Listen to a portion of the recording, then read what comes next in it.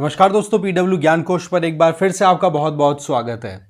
दोस्तों, लबासना के ex director Sanjeev Chopra ji ने अभी रिसेंटली नारायण मूर्ति जी के कुछ स्टेटमेंट्स को लेकर के अपनी तरफ से एक लेटर इशू किया है, उनको एड्रेस करते हुए कि नो डाउट आपने हमारे देश को आईटी में बहुत आगे ले जाने में बहुत इंपॉर्टेंट रोल प्ले किया है।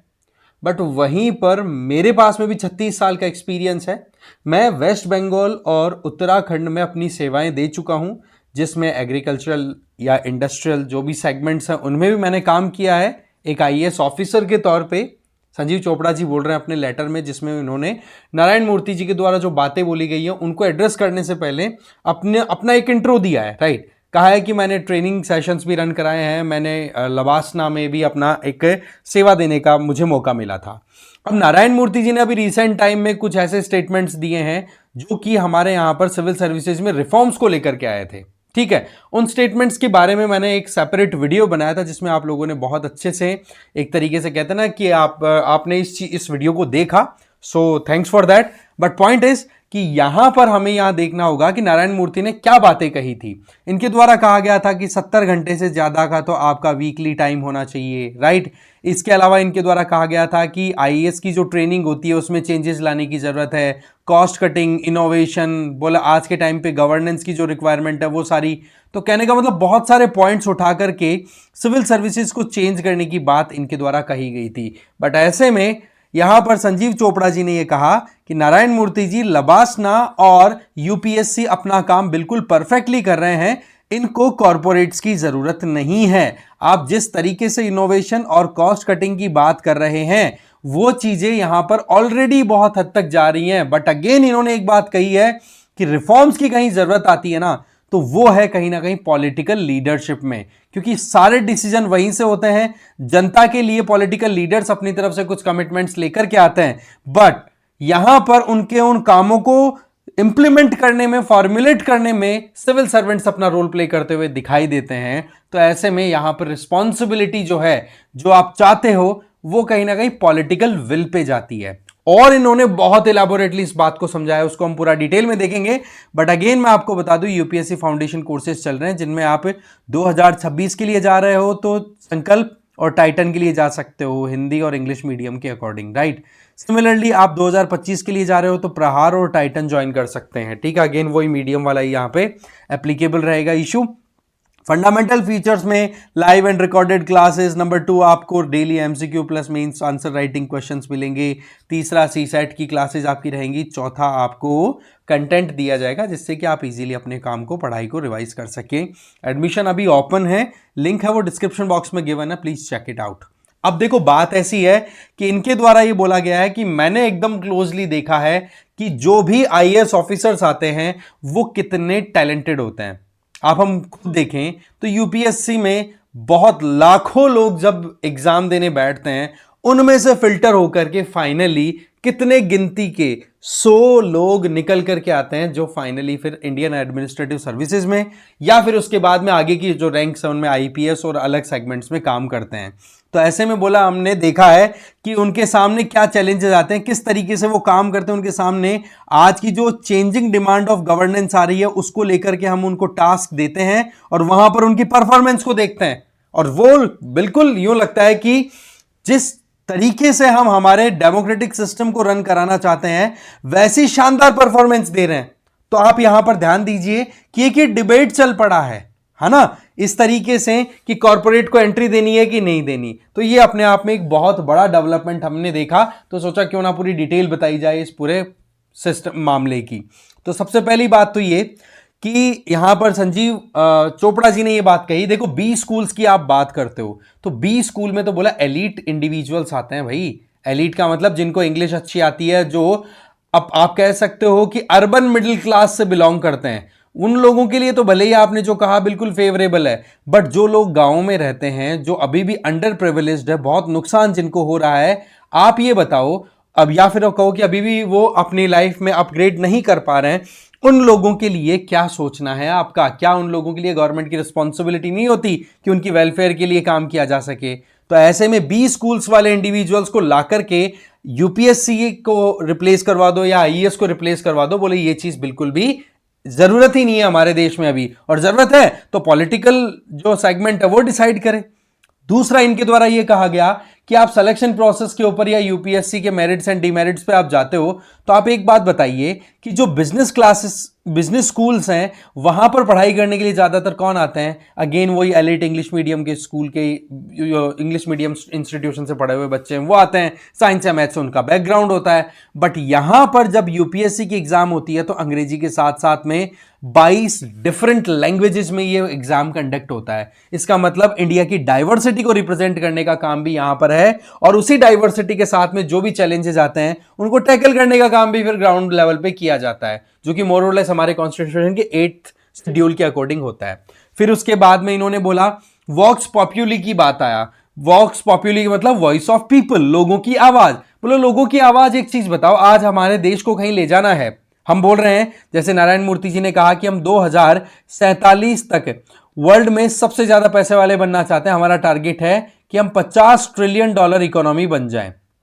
तो उसके लिए आपने जो चेंजेस बताए थे उसमें बोले सवाल यह है कि डिसीजन मेकिंग कौन करता है, कौन फ्री में बस चला रहा है, कॉर्ड को ज्वाइन करना है कि नहीं करना, आरसीईपी को ज्वाइन करना है कि नहीं करना, ये डिसीजन कौन ले रहा है? ये तो पॉलिटिकल लीडर ले रहे हैं ना भाई। किसी भी देश के अंदर प्राइम मिनिस्टर और उनकी council of minister, again state के ऊपर भी चीफ मिनिस्टर, उनकी council of minister, decision making तो उनकी है ना। तो बोला आप जो चाहते हो उन चीजों के लिए पंचायत, जिला परिषद और टेरिटोरियल काउंसिल्स के लेवल पे प्रॉपर डिस्कशन होना चाहिए, तब जाकर के उनका डिसीजन फिर टॉप लेवल पे हो। तो ऐसी चीजें तो पॉलिटिकल विल और वॉइस ऑफ पब्लिक के हिसाब से होना चाहिए, और वो मोर और लेस वोटिंग के आधार पर जनता खुद डिसाइड करती है कि हमें किसे जिताना है किसे नहीं। अगेन यहां पर इनडायरेक्टली फ्री बीज पे टारगेट भी कर दिया है सर ने इधर, ठीक है, संजीव चोपड़ा जी ने। फिर उसके बाद में गवर्नेंस की डिमांड की बात, बोला आज हम ये कहते हैं कि हम चाहते हैं कि हमारे देश में इन्वेस्टमेंट आए, ईज ऑफ डूइंग बिजनेस आए, साथ ही साथ ईज ऑफ लिविंग भी आए।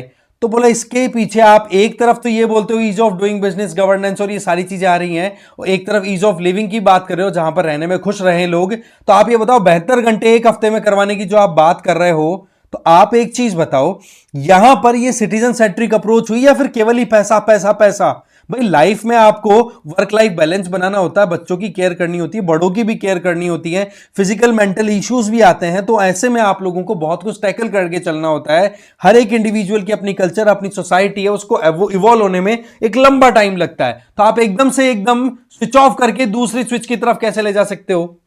एक जमाना रहा, या आज के टाइम पे देखें तो हम ग्रोस डोमेस्टिक प्रोडक्ट जीडीपी को देखते हैं, हाँ भाई इकोनॉमी के हिसाब से हम कहां स्टैंड करते हैं, जबकि सच्चाई क्या है कि एक देश के अंदर पैसे वाले बहुत है पर उसके बावजूद दुखी बहुत हैं। तो बोले ये डिसीजन होता है ना, ये सर कॉर्पोरेट बोर्ड रूम्स में नहीं लिए जा सकते, आप समझिए। फिर कॉस्ट इफेक्टिवनेस की बात आ गई। बोले गवर्नमेंट का काम क्या है, हम जिस कॉन्सेप्ट पे काम करते हैं that concept is welfare state. आप ये बताओ कि वेलफेयर स्टेट का काम का मतलब क्या हो गया कि जो भी हमारे यहां पर लाइन में बिल्कुल पीछे है, कमजोर है, उसको हमें अपलिफ्ट करना है। तो सरकार को तो भैया कॉस्ट इफेक्टिव की बजाय अपनी तरफ से एफर्टफुल रहना पड़ता है। आप क्या इंटीग्रेटेड चाइल्ड डेवलपमेंट स्कीम, जिसमें फ्री में गवर्नमेंट सपोर्ट देती है बच्चों के अप ग्रो करने के लिए, ग्रो अप करने के लिए, आप ये बताओ क्या वहां से पैसा काटोगे? हाँ, क्या आप गवर्नमेंट के द्वारा जो स्कीम्स या जो भी काम किए जा रहे हैं, क्या आपको नहीं लगता वहां पर पैसे कटिंग नहीं होती है या कटौती नहीं करते हैं? वो ई मार्केट प्लेस के थ्रू अच्छे से अच्छी जो बिडिंग मिलती है वहां पर वो कम से कम पैसे में अपनी सर्विसेज लेते हैं। तो गवर्नमेंट ऑलरेडी अपनी तरफ से बहुत कुछ कॉस्ट इफेक्टिव मैनर में कर रही है। एकदम जीरो तो देखो लाना भी पॉसिबल नहीं है। फिर बाद में कही बात पॉलिटिक चॉइस की, तो बोलो चॉइस हमेशा पॉलिटिकल होती है। लोग अपना वोट दे करके अपने लिए अपने जो भी रिप्रेजेंटेटिव्स हैं उनको भेज देते हैं। तो अल्टीमेटली वहां पर चॉइस है, वो वहां पर आईएएस ऑफिसर्स नहीं करते हैं कि हाँ ये करना हमें, ये नहीं करना। मोर और लेस वहां पर आईएएस ऑफिसर सजेशन भले ही दे देंगे, अल्टीमेटली डिसीजन तो वही पॉलिटिकल हो गया, है ना। हर एक देश की अपनी काम करने के तरीके अलग होते हैं। और इन्होंने फिर काउंटर भी कर दिया कि कॉर्पोरेट सेक्टर में एक बार नजर डालिए। आप बोलते हैं कि कॉर्पोरेट सेक्टर में बहुत काम बढ़िया हो रहा है या फिर कॉर्पोरेटाइजेशन होना चाहिए। तो सर एक चीज बताइए कि अभी रिसेंट टाइम में जो कॉर्पोरेट सोशल रिस्पॉन्सिबिलिटी का कॉन्सेप्ट डेवलप हुआ है पिछले 10-12 साल में, इसके चलते कितना तो पैसा एक्चुअल में खर्च हुआ है और कितना केवल फर्जीवाड़े में एडवर्टीजमेंट किया गया है। अगर एक बार आरटीआई के अंडर में कंपनियों को लाके दिखा दो ना, तो पता पड़ जाएगा दूध का दूध पानी का पानी कि सच्चाई क्या चल रही है। आप क्या डिसेबल्स को थर्ड जेंडर को, शेड्यूल्ड कास्ट के इंडिविजुअल्स को, ओबीसीज को, इनको क्या वहां पर लीडरशिप पोजीशन पे लाने की कंडीशन में हो? अगर नहीं हो तो फिर इधर सवाल क्यों कर रहे हो? आप देखो ना किस तरीके की पोजीशन है, और अल्टीमेट डिसीजन तो फिर बाद में वही पॉलिटिकल विल पे है। वो लोग क्यों फ्री में चीजें बांटने की कोशिश कर रहे हैं, फ्रीबीज?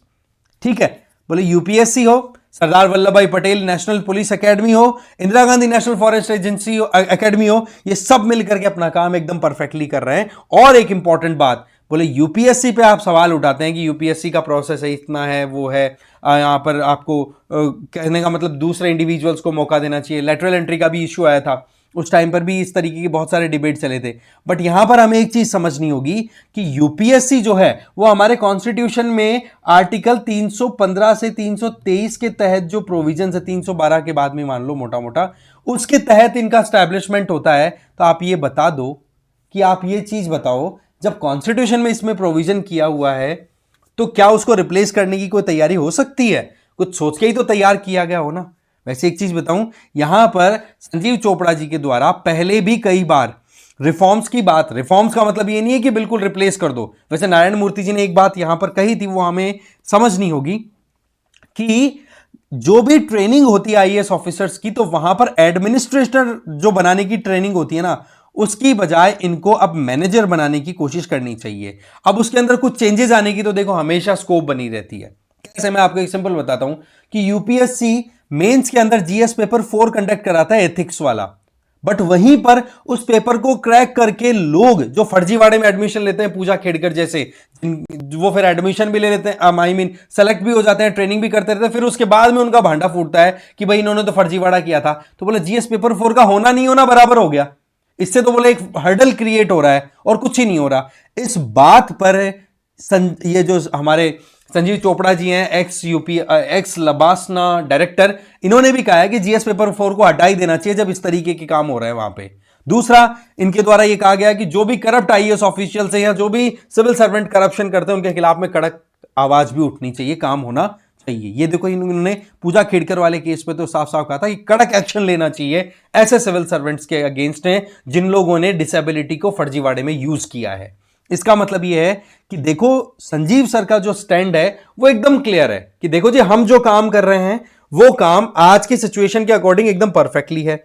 दूसरी बात आ जाती है कि आप जो कॉर्पोरेटाइजेशन करना चाहते हैं, तो कॉर्पोरेटाइजेशन की बहुत सारी कमियां हैं जो हमने हाईलाइट भी देखी, यहां पर बहुत सारी चीजों पर नोटिस भी किया। बोलो वो चीजें अगर लानी भी है तो मोर और लेस पॉलिटिकल सिस्टम करेगा।